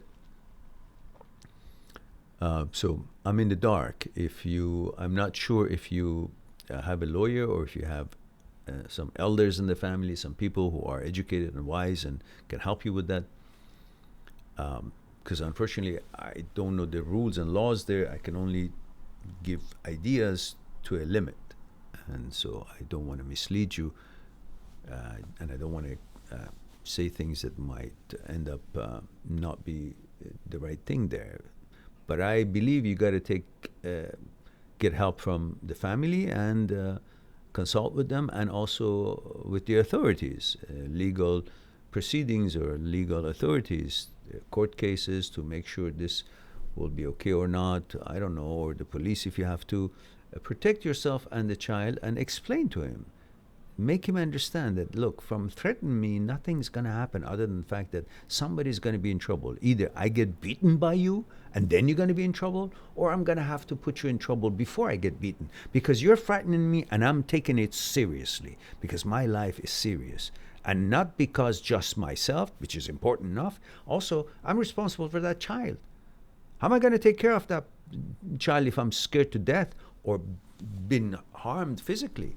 I mean, do you understand what you're saying? Are you a man of 21st century, or what is it? You're a hoodlum from some kind of a fucking backworld nation? Where do we live? So, all right. And Habyanser says, one of the things that I noticed bother me is that I constantly wonder if she feels bad about ending a relationship, and if I wanted her to feel part of the sadness for me that I felt for her. Okay, I lost it. What was the story? Did she leave you, or you left her? I guess she left you, yeah? And you want her to feel sad about having left you, and be as sad as you are, at least partly. And Javier says, probably because of she leaving after 5 years. Oh, yeah, there it is. Okay, I remember. Of a romantic relationship. Well, look, you can't think that the girl who has left you after 5 years is the girl that you met 5 years ago. It's two different girls. The girl that you got into a relationship and you fell in love and she fell in love with you still exists in your memory. The girl that left you is not the girl that you met 5 years ago. It's not that girl. That girl has changed. The one who has left you is a different girl. Is no longer that what she used to be. So therefore, don't be bothered that the girl who loved you has left. No, that girl who loved you still is in existence in your memory. The girl who has left you is the girl who changed to the one that left you. The girl who left you was no longer the girl you had met. The consciousness had changed. Therefore, you don't have to worry about feeling pity or angry and sad that thinking that the girl who left you is the same girl who loved you and romantically involved with you.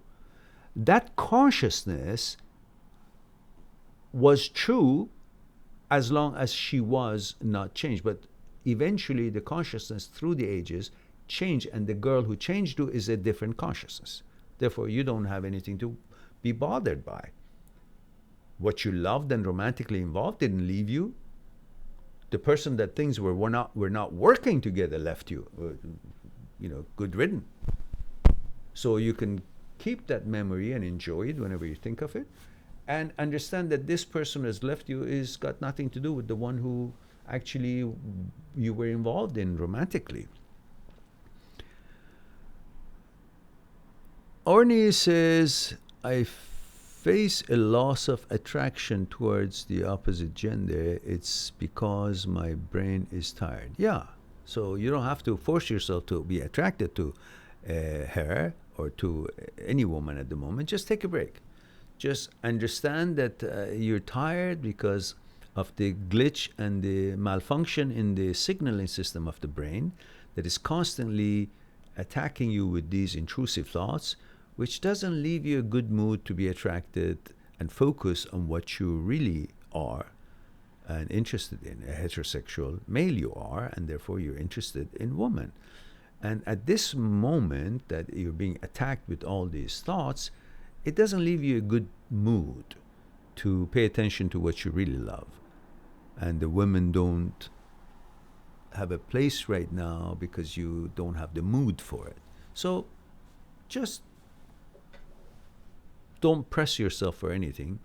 Just live your life, focus on your goals, attend to your duties and responsibilities, and find things that you really love to do. Keep your mind busy, whether it's chess you play or video games or some sports or some projects or some whatever it is that you love to do. Keep doing that. Be focused on that. Have your mind constantly focus on things that you like to do, and automatically, because you're doing something so often, something that you like, it will be focused on that what you like, and it will have its attention on that which automatically would have less attention on dealing and noticing the intrusive thoughts, which, by the way that the neuroplasticity works, the neurons start becoming good at paying attention and facilitating what you want to be good at, which is, I don't know what it is that you do a lot. Maybe you play piano, or you play sports, or you, I don't know, play video game, or you play chess, or you putting project, or you're teaching, or you're reading, or you're writing. Whatever it is that you're doing, because you're doing a lot of it, the neurons will create bridges between the two neurons, the end of one and to the beginning of the other one. And those bridges create a condition which makes you really good at what it is that you're doing a lot of. Like becoming a real good pianist, you play lots of piano, and then neurons create bridges between the two and make you become expert in what you're practicing. And while it's doing that, at the same time, because you're not focusing so much on the intrusive thoughts and data hunting and involved with that, then those neurons that had become focused on helping you to keep thinking about the intrusive thoughts and paying attention to them, they become dormant, not used so much. And because they're not used so much, they will be marked by glial cells with a protein called CQ1. And when you sleep, the brain shrinks 60%, gives enough room for the microglial cells to go and find the bridges that have been marked by CQ1 and understand that these ones that have been marked have been dormant and are no longer useful, and the brain doesn't need them because it wants to use them for some other expertise and become expert in something else. So they destroy them. The lesser you use this process of thinking or doing something, the more the bridges and those synaptic neurons connections will be destroyed. And the sooner you will forget things that you were paying lots of attention to. And the more of something else that you do, whether it's a sport or playing a game or chess or project or reading a book or writing a book or learning or researching or whatever it is that you do, the more of the synaptic neurons become engaged in that, and your focus would be there. So you become good at that, what you do a lot, and you become not so good at the thinking about intrusive thoughts and paying attention to them, because their synaptic neurons will be the bridges between synaptic neurons to facilitate that kind of attention will be destroyed. So then through that, through neuroplasticity, you would be rewiring your brain, which through that rewiring, the caudate nucleus glitches back into work and things get back to how it was. And if it happens again, you will know that the less attention you pay to these sort of things, the faster you will be able to manage it, and the more attention you pay to something else, the better you get at that, and your focus will go on that, and then the balance will be created as how it was and how you want it to be. All right. Mariana says, it's hard not to contact my ex-boyfriend. I stop myself from reaching out, but sometimes I get anxious about it. How can I stop? What happened? Jumped. How can I stop myself from reaching out, but sometimes I get anxious about it? How can I stop feeling anxious about the breakup? Female 28 mix. Well, you need to do things that makes you feel good about yourself. The reason you're anxious because you think he was maybe the only one who was going to pay attention to you, or maybe the only man that is out there. It's not true. You know, there's 8 billion people on this earth, and at least 4 billion of them are men, right? So there's no shortage of that. Secondly, you got to do things that makes you happy about yourself. If you're in shape, good, keep it up. If you're not in shape, go get in shape. Like, do things. Not to get back with the guy. Get in shape so you can be as hot as you can be, to feel good about yourself and bring confidence to yourself physically. And then do things with your mind that you like to do. Learn things that makes you feel good about yourself, that you're more knowledgeable about something, you learn something, or maybe a better job or a career, or something that you can, maybe a courses you can take that feel, better about yourself, and again, bring confidence that way. When you feel good about yourself, then you will exude a certain energy. That energy attracts new opportunities, new possibilities and prospects.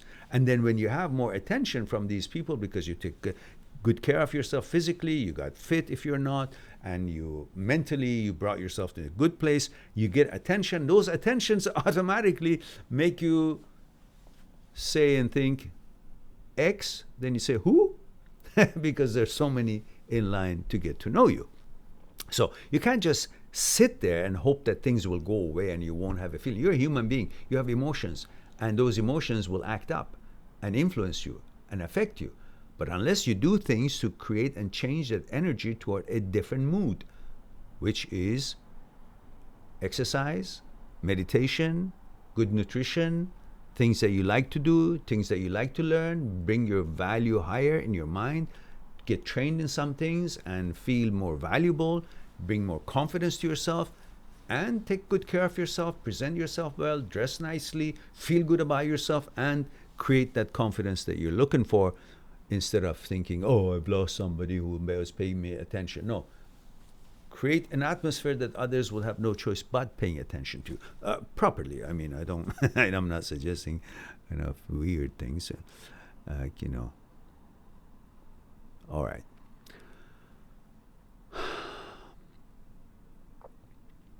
And you're 28 years old, female.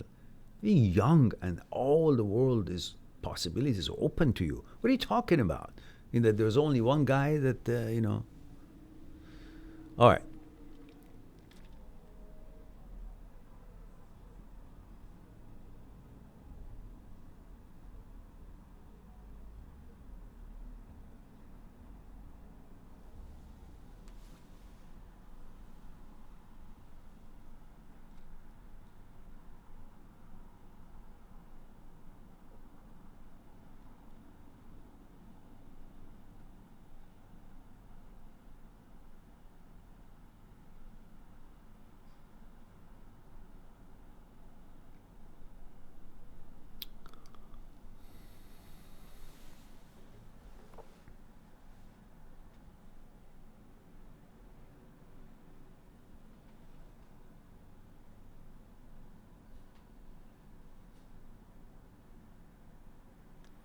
And Orny says, thank you so much, Mehran. And Ash, you had HOCD, right? Ash. Yeah, oh, you're talking to Ash. Okay. All right. Okay. Okay. Good. Yeah.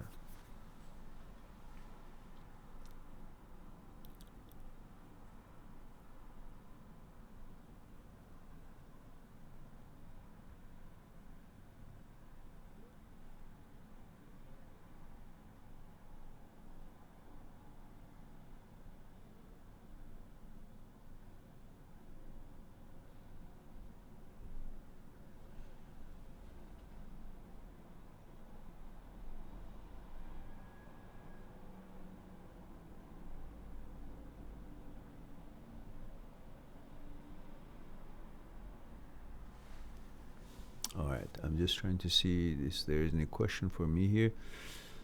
All right. Looks like that there are no questions here. We've answered all the questions we could. This is time for me to say I love you all. Thank you very much for being here, giving me the opportunity to share a thing or two with you. And I look forward to have another discussion as I guess as soon as opportunity comes. I didn't have this scheduled tonight, but somehow I felt like perhaps I can keep you guys company or whoever shows up. So remember on Saturdays 1 p.m.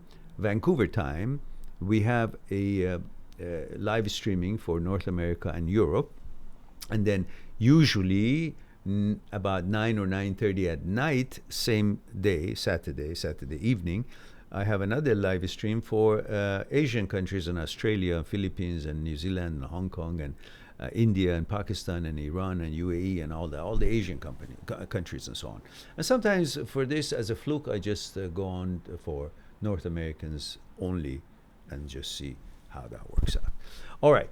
So I look forward to talk to you again. Don't forget to promote the channel if you like. Share the videos you like on your social media, whichever video you think it's usable and useful for people or for yourself and you like it. Just share it and talk about it on social media, chat lines or whatever else. And to promote the channels, we sure need exposure. Otherwise, we'll just be lost in the sea of YouTube channels. In the meantime, be good to yourself and to the others. I'll talk to you soon. Bye for now.